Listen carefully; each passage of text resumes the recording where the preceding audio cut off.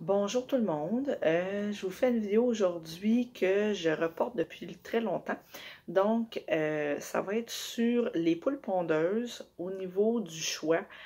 Quelle poule qu'on veut avoir, qu'est-ce qui nous convient le mieux, tout ça. Je vais vous parler de mon expérience et de ce que j'ai appris. Donc, ce sera à vous de faire vos expériences ou choix, peu importe. Moi, j'ai fait comme monsieur, madame, tout le monde qui ne connaît pas trop ça, puis je me suis acheté des poules pondeuses qu'on achète dans les coops, qu'on appelle, ou des fois c'est dans des quincailleries, peu importe. C'est des poules qui ont été conçues pour produire des gros œufs, des beaux œufs pour la revente dans les épiceries. OK? Donc, ces poules-là, ça nous fait vraiment des super de beaux œufs. Ce sont d'excellentes poules pondeuses. Je parle des poules brunes, rousses, brunes ou rousses, c'est la même chose, là, ou les poules blanches. J'ai pas les noms. Ça, j'ai pas regardé ça, là. Mais dans le fond, ce que vous allez acheter là, normalement, ce sont des poules dites industrielles, pour l'industrie agroalimentaire.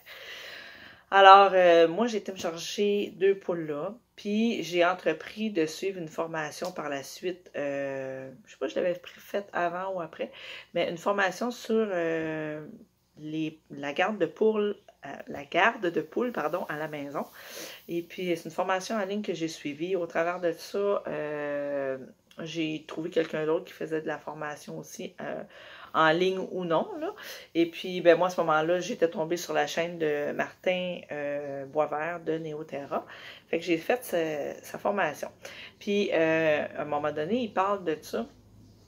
C'est que ce sont d'excellentes poules pondeuses. Par contre, la problématique qui peut arriver, moi, je suis contente. Ben, non, je peux pas dire que je suis contente parce que oui, ça m'est arrivé, mais il y a deux problèmes qui peuvent arriver. Moi, j'ai eu un des deux. C'est que j'ai deux de mes poules. Ils ont pondu un énorme œuf. Mais il y en a un, je m'en suis pas rendu compte. Une des poules, je m'en suis pas rendu compte tout de suite.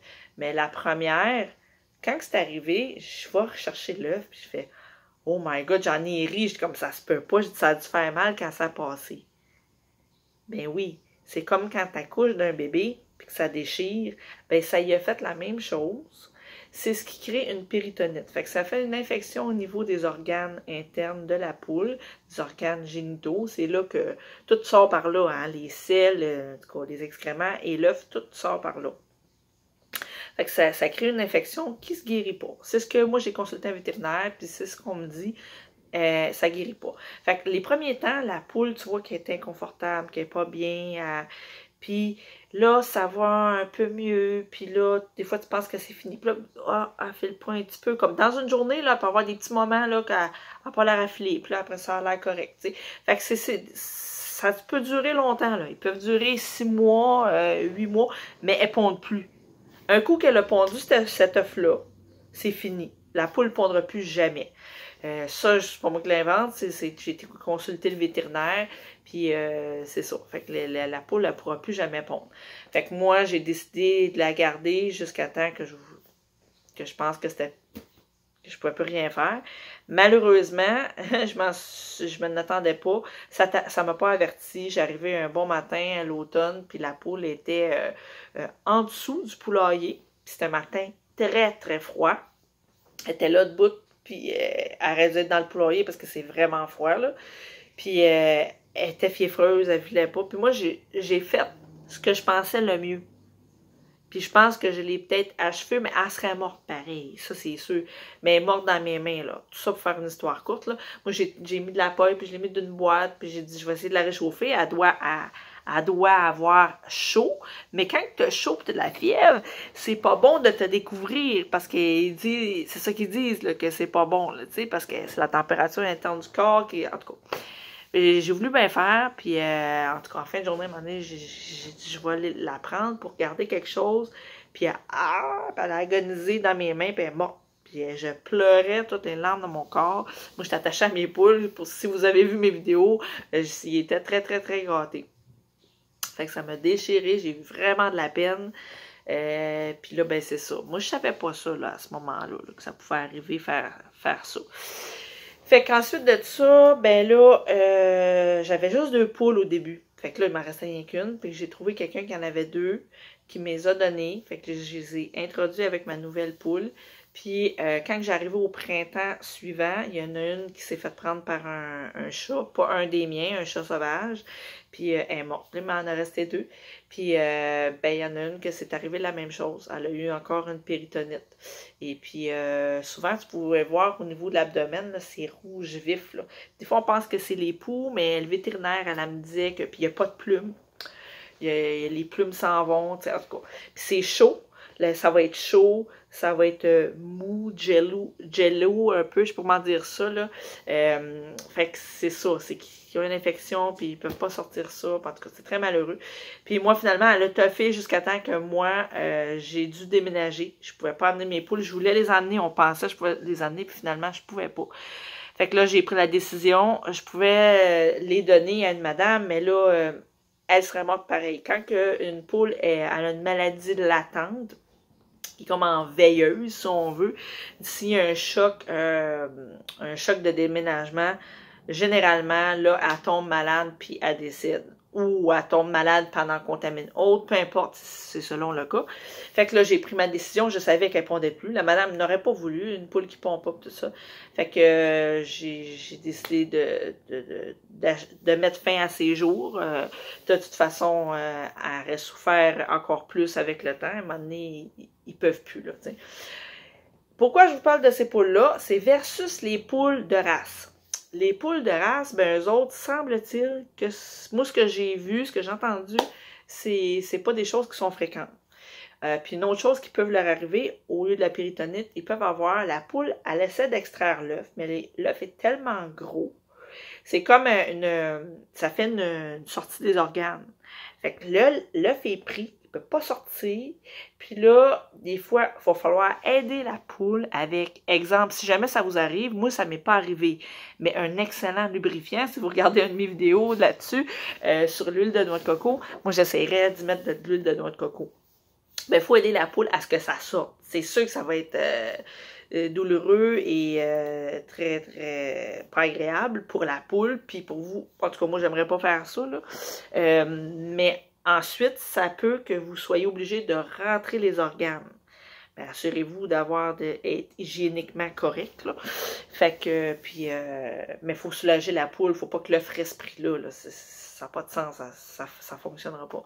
Fait que ça, c'est les problématiques, les 2 problématiques, l'œuf qui reste pris et puis la péritonite, c'est des choses qui peuvent arriver à ces poules-là. Dans les poules de race, semble-t-il que c'est pas des choses qui arrivent ou qui soient fréquentes. Là, je peux pas parler plus qu'il faut, mais de ce qui m'a été expliqué, c'est que c'était commun. C'est que ça arrivait souvent, c'est chez ces poules-là.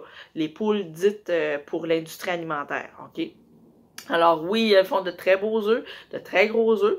Puis aussi, l'autre chose qui est moins intéressante, c'est qu'elles vont pondre sur une plus courte période, que une poule de race.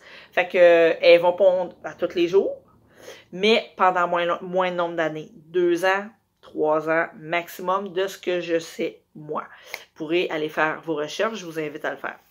Pour les poules de race, ben elles, tout dépendant de la race de poule, ça peut aller à, je sais plus c'est combien, là, il y en a que c'est des bonnes pondeuses, des moins bonnes pondeuses, ça dépend de la race, OK? Puis, le nombre d'années, ben elles vont pondre sur un plus long nombre d'années. Alors, je vous invite aussi à aller prendre une formation en ligne. Moi, je vous donne un exemple. J'avais eu des poules avec mon ex-conjoint, OK? Mais je vous dirais, c'est comme dans n'importe quoi. Tu peux avoir le gars, il y avait son père, son grand-père étaient des farmers, OK?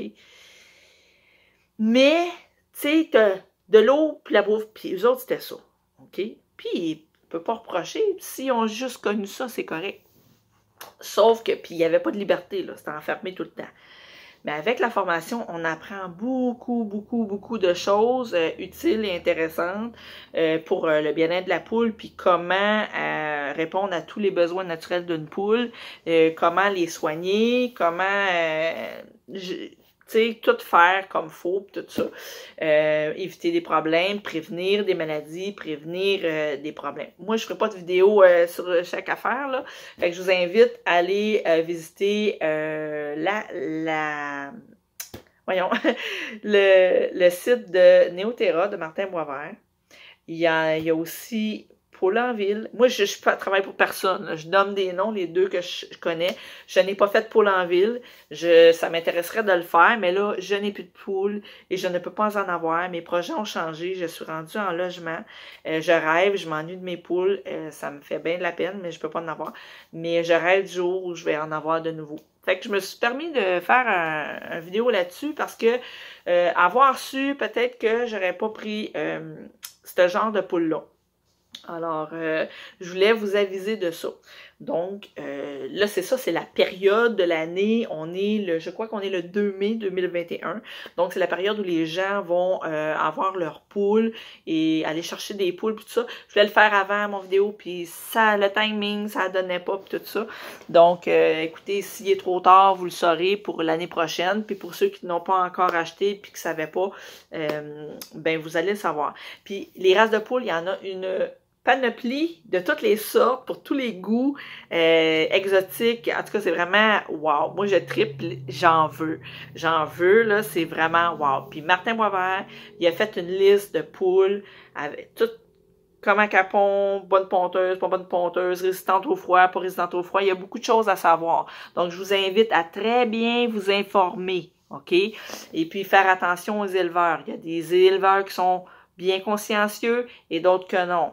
Donc, vraiment essayer de faire du mieux possible pour éviter des problèmes, OK? Et vous évitez de vous ramasser avec des animaux qui amènent des maladies chez vous, qui tuent votre cheptel.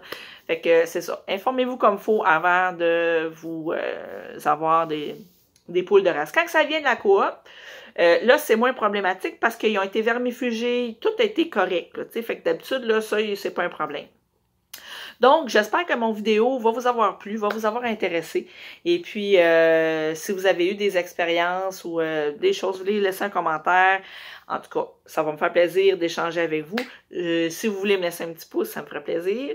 Et puis, un commentaire aussi. Vous pouvez partager si vous pensez que ça peut intéresser quelqu'un ou aider quelqu'un. Alors, sur ce, à une prochaine vidéo. Bonne journée, bon printemps tout le monde. Bye bye.